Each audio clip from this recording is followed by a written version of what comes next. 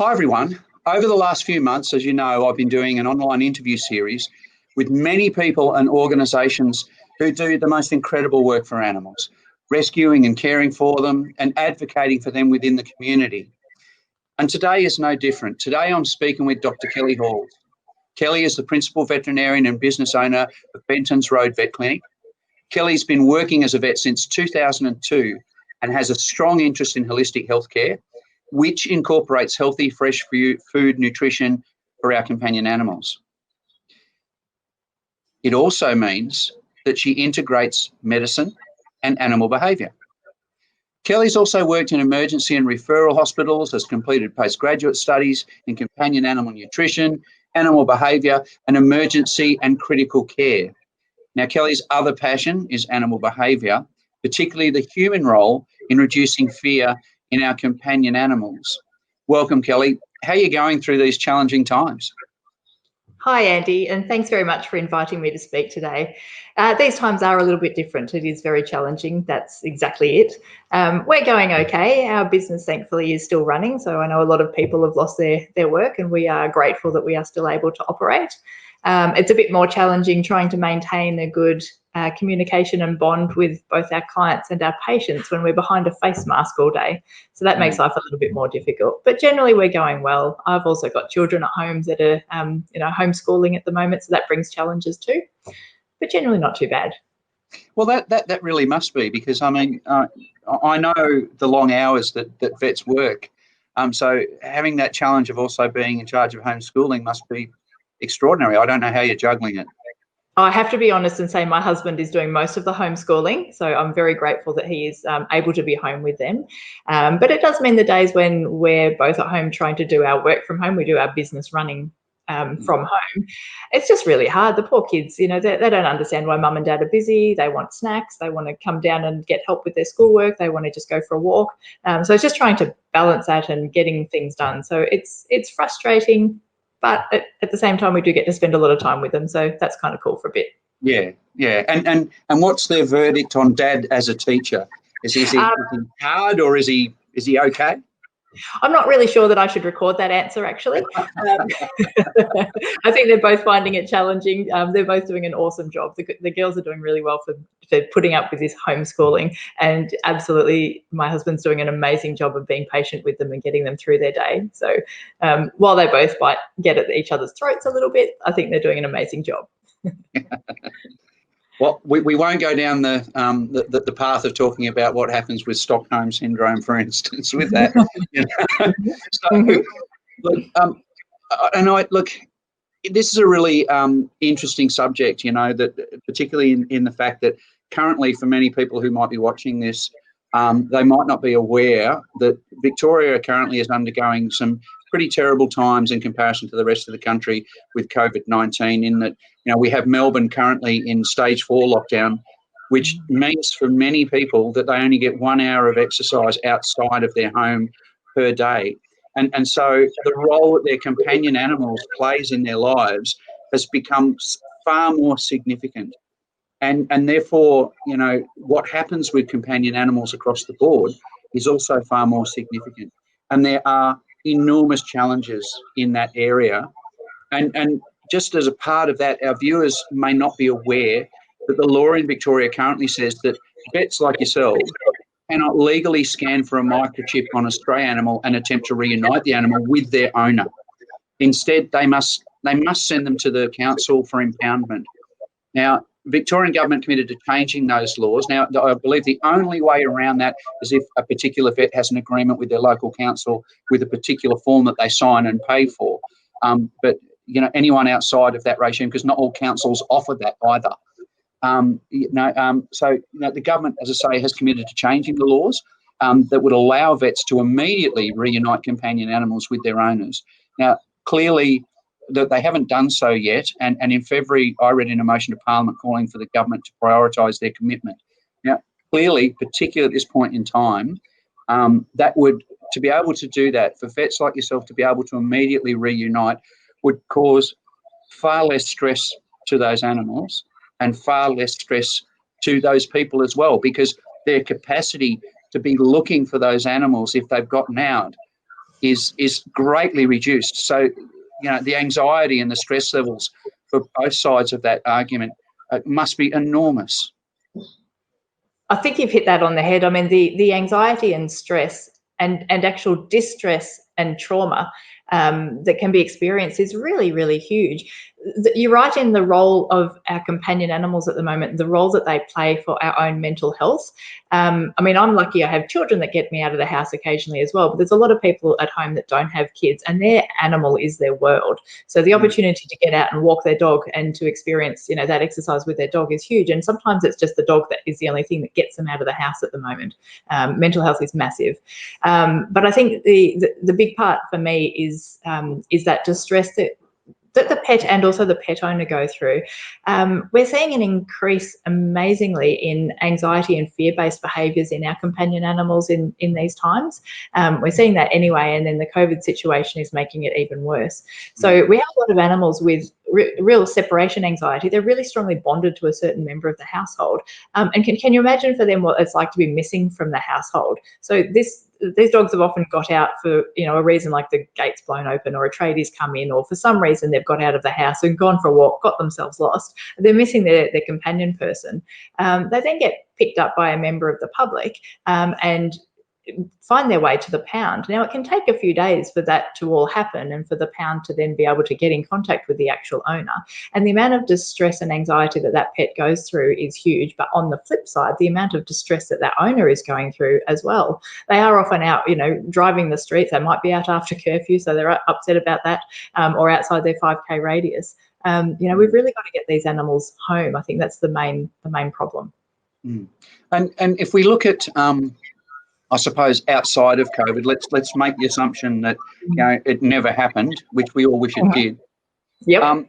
As a vet, having to work within the current law framework, so seeing firsthand the impact that those laws have on animals, can you just share your experience with our viewers what that's like from both a human and non-human perspective, and explain the issues of the current law and how it impacts those companion animals, because you're at the coalface of that.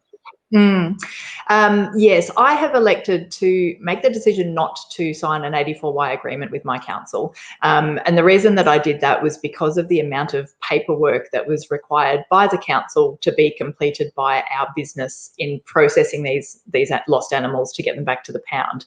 It's a huge amount of work, which the council say we can get reimbursed by the owner, but not the council. So I was a little bit unhappy with being asked to do work for the council, but not being paid by them for that time that's required. So I don't have that agreement with the council. So what that means for me is that actually by law, I'm not allowed to even scan that animal at all. I need to I either have to refuse to take a stray animal because I don't have the agreement, or if I do accept a stray animal, I have to call the council straight away and get that home. So that might mean that I see an animal come in and I recognise it as being one of my clients, can't put my finger on what their name is, but I'm not allowed to scan that animal and get it home. I've got to smooth that onto the pound. So in the eyes of that owner of that animal, that's a big betrayal of trust of their veterinarian, being unable to get their pet home to them. It also means that the general member of the public that has picked up that stray animal, the last thing they want is for that animal to make its way into the pound system. And so the general public are less willing or likely to bring that animal into the vet if they feel that the vet are in cahoots with the council and going to report back to them. So what we're finding is that members of the public might hang on to that animal at home, and they might put up a flyer on a lamppost somewhere, or they might use social media to try and find the owner of that animal. They think they're doing the right thing, but at the end of the day, that animal's not getting home to where it needs to be. So that's one of the big problems. I already talked about the amount of distress that goes on with an animal actually entering that pound system and going through the transportation, the impoundment, and then the time waiting to get back home really can make anxiety and separation anxiety behaviours much, much worse, because they have no understanding of where they are or why they're there. So these issues with the law as it stands, and that I guess in layman's terms, that really forces you as a vet into a situation where in human terms, it's a betrayal of the trust between doctor and patient, really, isn't it? It is. And you know, when you compare professions, the veterinary profession is usually one of the most trusted professions. You know, people trust us to do the right thing. We are animal advocates, and we've got the animal welfare at the heart of everything that we do. And so, yes, they have lost their faith in our profession. They've lost their trust. And that's not really a nice place that I want to sit. I don't want to be there. I don't want to be the one communicating with the council. I just want that animal home. Exactly. And as I mentioned, so the Victorian government did commit a while ago now to making changes, and they're currently undertaking a review which includes calling for submissions, which closed on Monday. Kelly, as a highly experienced vet and with first-hand experience dealing with the current laws, what, in your view, would be the perfect solution?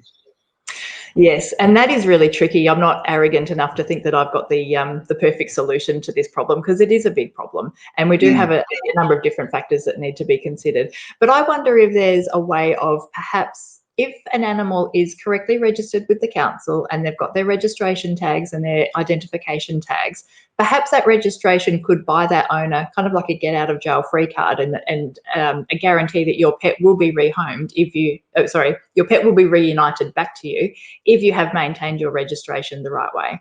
Perhaps there's like a 3 strikes and you're out kind of rule. If your pet is, found lost once, then it's okay. But if it's a repeat offender, then that's okay. I think also there needs to be some way for the veterinarian to be able to have some discretion here in telling the difference between that pet that's just got lost and is out for a walk, and those pets that are potentially a threat to the community or repeat offenders.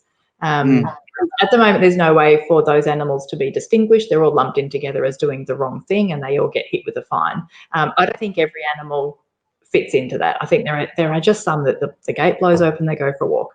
Does that person really deserve a fine? I'm not sure that they do. Yeah, correct. And that's a genuine mistake. I mean, you've only got to look at the weather that we experienced last night. Yes. I can well imagine hundreds or thousands of gates being blown open in that. And people shouldn't be held responsible for those sorts of things. I agree. If you're a repeat offender, well, that comes down to that's not that particular animal's fault, though, is it? That's the fault of the person who's their companion not putting measures in place at the home to contain them in that way. Yeah, that's right. They need help in maintaining proper fencing and proper gates. Perhaps it could, take a council person to go out and examine their perimeter and find out where the problem is. The other thing that we see, obviously, in times of a storm is all those animals with anxieties and storm phobias. They will do anything they can to escape that property. I've seen dogs scale 2-metre fences. I've seen them break through gates. That's a pure animal behaviour problem, and we need to be addressing that. But it doesn't, again, is a fine the best way of making that situation better? I don't think so. Absolutely, and there's always that danger too that they will actually injure themselves in that regard, or be hit by a car, or could That's be exactly anything. right. Yes, that's exactly the time that they get hit by a car, or they tear their nails and they break toes trying to get out of the property. They cause a lot of damage to themselves just because they're going through an absolute panic event. They need security at that time. They certainly don't need to be then whisked off and impounded. No, a bit like fireworks, but I guess that's another argument for another day, isn't it? It certainly is. Yeah, fireworks cause very similar problems to storms. Yes. Look, and we mentioned before, look, one of the issues with the current law is that lost companion animals are often killed after arriving at the pound. For whatever reason, they're not reunited with their human companions. And there are many pounds and shelters doing the right things by animals and ensuring they're given adequate time to be reunited, or to find, if they're not, to find the perfect forever home that's their next home. But unfortunately, there are others that aren't doing that, something that's referred to, generally speaking, as convenience killing. Can you share your thoughts on that issue of convenience killing and what you think should happen to address that particular issue? Yes, I think, it's such an incredibly sad story when any animal needs to be put to sleep simply because they can't have a home found for them. It happens because of a number of reasons. Some owners are unwilling or unable to pay the fine and so won't go and claim their animal.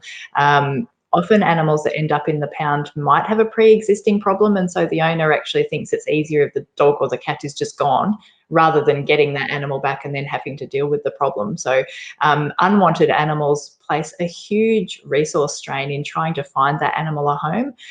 The amount of time, education, effort and training that has to be put into that pet to try and get it home, to try and find it a new home, is huge. And then the responsibility of somebody taking on that pet, again, is a massive undertaking. Quite simply, there's just one simple answer to it, and it's just to not get the animals in the pound system in the first place. If we can reduce the numbers going into the pounds, then you're going to reduce the numbers that aren't picked up, and then reduce the numbers that need to have all of this time, effort and money put into trying to find them a new home. So again, let's just get a stray animal home and deal with it that way, rather than getting them in the pound system in the first place. Sounds like the perfect solution to me. It's simpler, less expensive all round. Exactly.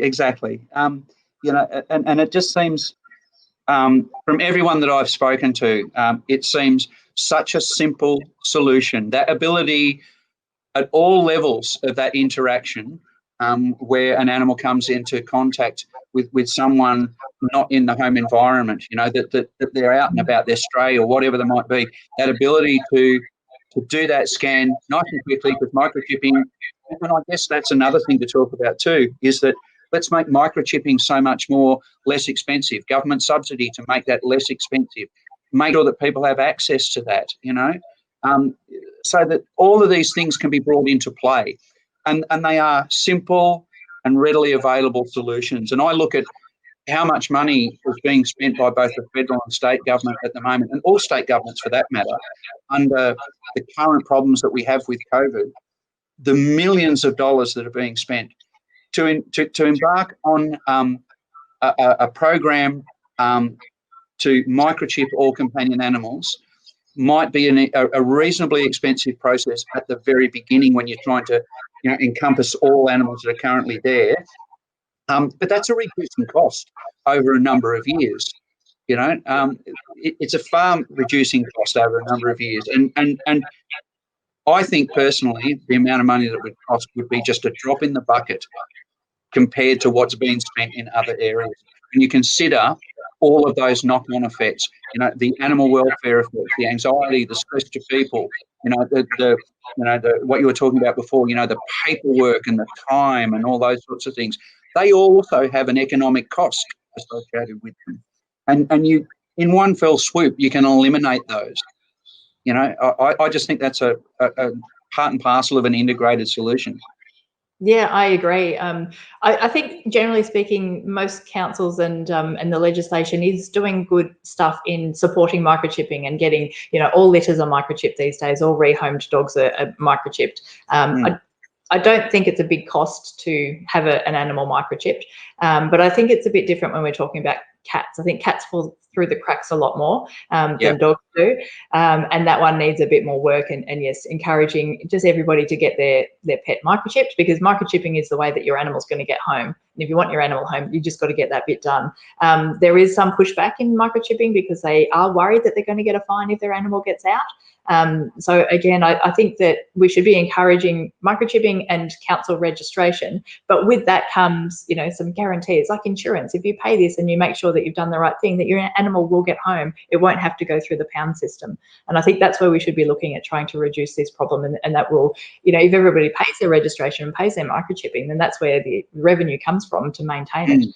But we don't rely on fines and things that are going to hamper the welfare of the animal. Yeah, so something that's a proactive measure rather than a reactive measure.